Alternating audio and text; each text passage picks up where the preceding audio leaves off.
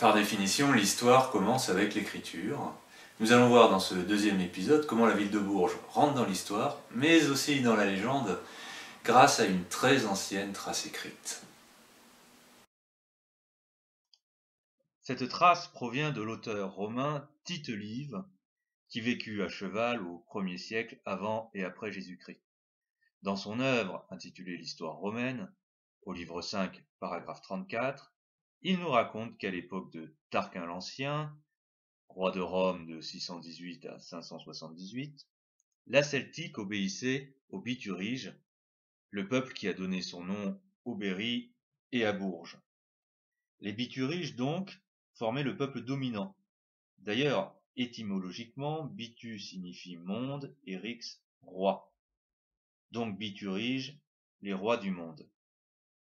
Les Bituriges s'étaient donné un roi, Ambigate, qui avait deux neveux, Bélovèse et Ségovèse, qu'il chargea de migrer et d'emmener avec eux une partie de la population qui avait fortement augmenté.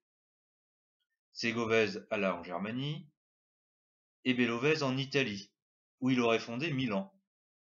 On voit dans cette dernière expédition une trace d'émigration gauloise en Italie qui amena à la prise de Rome, avec son célèbre passage des oies du Capitole. Mais les dates ne correspondent pas entre le règne de Tarquin et la prise de Rome en moins 390. Tite Live écrivait quelques siècles plus tard, ne maîtrisait peut-être pas la chronologie.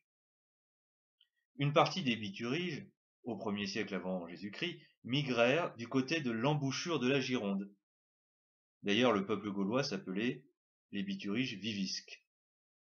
Bref, Milan et Bordeaux, selon la légende, et Tite Live, sont filles de Bourges.